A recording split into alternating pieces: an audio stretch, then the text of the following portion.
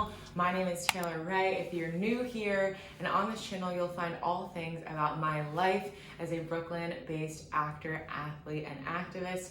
And today I am talking about planning my wedding. First things first, click that button right below. Make sure you like and subscribe. All right, friends, so let's get into it. Richard and I got engaged May of 2020, and I'm basically just gonna bring you through a timeline of how we have been planning thus far. Now, we still have over a year till our wedding. We're getting married in August 2022, and we almost have everything planned. We have our venue, Florists, our catering comes with our venue, our lighting, our sound, our DJ, videographer, photographer. I have my dress, he has his tux. We picked our bridal party and groomsmen, got our engagement photo shoot, designed our save the dates. Yeah, we've done a lot of stuff. So I'm basically gonna just talk you through what that process was like, what that timeline has been thus far, and what we still have to do moving forward. I'm also gonna show you a couple like cool little products and like things that I got to help me, websites, all that kind of stuff that really has helped me plan and organize. We do not have a wedding planner. I'm doing everything, and honestly, Richard is really doing everything with me. He is like super involved and all about it. We have these super cute little wedding planning dates, and it's just really awesome that we're both equally as involved and equally as excited about this wedding. So let's get into it.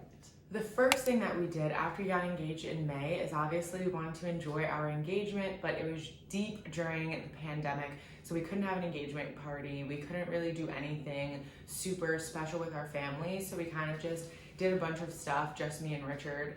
And honestly, I don't feel like I missed out on anything. We are going to have kind of an engagement party. It's obviously over a year since we've been engaged, so it didn't really make sense for us to have like a massive one. But we are gonna have a small one with just our bridesmaids and our groomsmen coming up in a few weeks. So super excited for that. But we didn't really have any massive parties, so we just kind of enjoyed it for a little bit. And then before the end of the year, we were really determined to book and find our venue. Now, the reason for this is because we got engaged in 2020. We were pretty sure we weren't gonna feel comfortable enough to have a large gathering until about 2022. We wanted to have plenty of time to plan that out, but we knew that if we locked down a venue in 2020, those were the prices we were gonna get instead of 2021 prices, which were definitely gonna skyrocket, or 2022 prices. So lock that down in 2020. Next thing was we wanted to decide where did we want to get married. I'm from New Jersey, Richard's from New York. It really made sense for us to get married somewhere in the tri-state area. So I got a wedding wire account. That was kind of my first step. I compared the knot and wedding wire, I just liked the layout better for me. So that's what I went with and just started researching like crazy. So we had Park Chateau in Long Island, Addison Park in New Jersey. Then we had, those are more like traditional wedding venues that come with a lot of the things already included. Then we had some other spaces like the Whalen in Williamsburg, the Foundry in Long Island City, Bordeaux, Long Island City, and just a couple other spaces that are actually in the city and in Brooklyn. Something that I was not aware of, which was super eye-opening, is some spaces, you literally don't get anything. Like you get the space and that's it. You have to pick the furniture, the tables, the chairs, the bars, the linens, the forks, the cups, like every single thing you are responsible for outsourcing. For something like that, we would have definitely had a wedding planner because that seems so overwhelming to me. No. And ideally, I didn't really want a wedding planner because I was like excited to do this and I love doing things like this. And so I'm really happy we ended up finding a venue that does have the catering, the bar service, the staffing, the linens, all the tables and chairs and furniture, a lot of little items like candles and just like little things. They have all of those. So super excited about that. So our venue is in Manhattan. It's in New York City, which is really cool. I feel like I never imagined that I would be like getting married in New York City. Like how iconic. Our pictures are gonna be, fingers crossed, on the steps of the public library, and it's a beautiful space. It was an old bank, and yeah, we're so excited. So we found the venue. locked it down, and did that before the end of the year. After that, our venue manager is amazing, and she definitely recommended we not have a wedding planner. She was like, it's not really necessary in this space. So she's been so amazing, sent me a list of things that should be a priority, and it was so eye-opening because, again, like, I didn't really know. I mean, fingers crossed, I only get married once, so clearly I've never done this before and like didn't really know what to expect. So she sent me a list and started that in the new year more intensely after we found the space, and that's what I'm gonna break down next. In January, first things first, we did our budget. So we did this in Google Sheets. Richard found a template online. He exported that into Google Sheets. We kind of customized it based on what we needed and started from there. I think starting with a budget is super important. And even though we did start with a budget, there was a lot of questions of like, is the honeymoon included in this budget? Is the bachelor and bachelorette party included in this budget? If I want to buy like an extra outfit for our engagement party or whatever, like, is that included in the budget? So that was kind of the first step.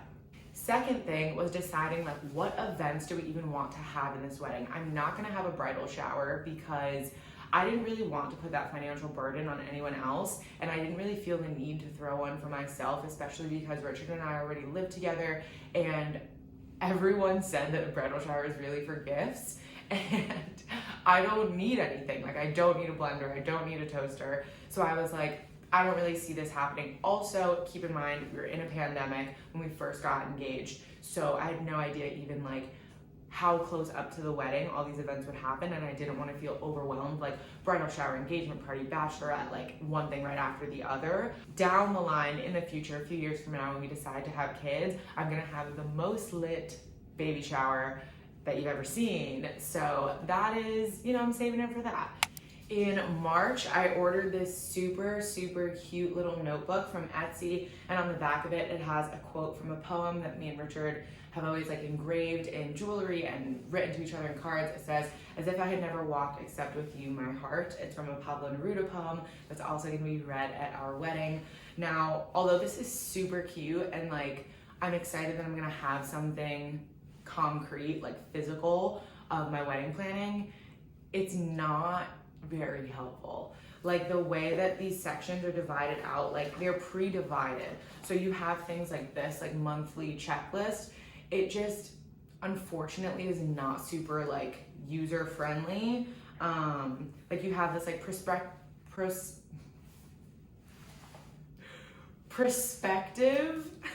guess I can't say that word, perspective honeymoons. Like I'm not gonna use this, you know? So although it's super cute, not very functional, there may be better ones out there. All of the ones at on Etsy that you can get customized are literally the same on the inside and just have different designs on the outside. So that's a big heads up. If you are gonna get a planner like this, it's not super functional, it's super cute. It kind of just is what it is. I didn't find a better one. I'm sure there are better ones out there. Next thing up in March was making a Pinterest board, and we also got these like books and magazines. We got all of these at Barnes & Noble's in Union Square. So that was really great. Basically March, we did our Pinterest boards and we just found inspiration from these kind of books. Next thing we did was inspired by that book that I showed you, Modern Weddings. We saw that a lot of people get like family crests or like monograms or like really cool things. So on Etsy, I just found someone that made monograms that I thought were really cute. We actually found 3 people and then requested them to make us a custom monogram. Eventually ended up with this one that we absolutely love. I'm Taylor Ray, Richard is Richard Roman. I will eventually be Taylor Ray Roman. So the TRR we just think is like really awesome. We're gonna be using that in our save the dates, invitations, like anything that we have monogrammed. I know sometimes people do it for their cocktail napkins for cocktail hour. So super cute, super simple. It was like, I wanna say like under $10 to get that on Etsy. And you get like tons of different file sizes. So that's awesome. Also did that in March. In March, Richard just happened to find his tux, like one of the first things.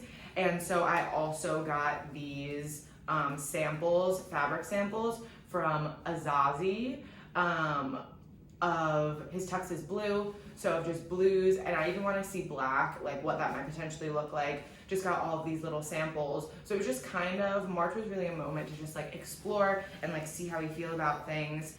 The last thing that we did in March was hire our photographers. Now we knew exactly what photographers we were going to use, and you can check out my video on shooting for our engagement photos to learn more about that entire process and experience and tips and tricks and all that stuff for that shoot. But we hired Love Framed, and I shoot with Ambi all the time, which is one half of Love Framed. So that was kind of a no-brainer. So that is March, done, check. In April, I did probably the most important thing that I was looking forward to throughout this experience, which was getting my wedding dress. I went wedding dress shopping just with my mom, and I was super happy with how I planned it out. So I planned it in March. I set all the appointments for April, and I probably wouldn't have known to look this far in advance, but our awesome venue manager gave me this advice, and I think she was completely right, because now that's not something I'm worried about anymore. So I planned it for a Friday and a Sunday, and we took Saturday off. I think that was perfect, because I can't imagine doing 2 days back to back of like nonstop trying on wedding dresses. So on Friday, we started it out at Berta Bridal. We went to their showroom in Manhattan. Then we went to Lovely Bride in Tribeca. Then we went to Spina Bridal by the High Line, kind of like Chelsea area. And those 3 stores were absolutely amazing. I tried on tons of dresses, every option. Ones that I thought I would hate, ones that I thought I would love, ones that I never imagined, ones that my mom picked, that the attendants recommended, like literally tried on everything, because I'm never gonna get to try on a wedding dress again. So why not really take the most out of it? Because it was during the pandemic, I could only bring one person to a lot of stores. But honestly, I would have probably only brought my mom anyway, because it's my wedding. I don't want the stress of like all these other people's opinions. I did make a like text group with all of my bridesmaids and like keep them informed and send them pictures and stuff. But I actually didn't show any of them my actual dress that I chose, because again, like I kind of just want that for me, and that was my decision.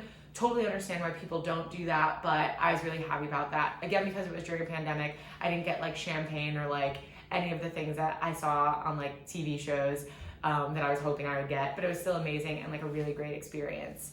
On Saturday, we took the day off and just like had brunch with my mom, had a fun time. On Sunday, I started the day out at Kleinfeld because it's so iconic. It was so much more beautiful and like amazing than I could have even anticipated. And I actually ended up saying yes to the dress at Kleinfeld. I didn't even have a YouTube channel at that time, so I didn't record any of it. But either way, I definitely wouldn't have showed my dress on here, and it was the first dress I tried on. So I feel like I would have had nothing to even share of that experience because it was the first dress I tried on. I showed Morgan, who helped me, pictures of these other dresses I tried on, and I was like, something around here, but I'd like to stay in this budget. She whipped it out, 10 out of 10, put it on, literally started crying, tried on a couple others because she was like, well, you wanted a completely different style, let's try those on. They were not it.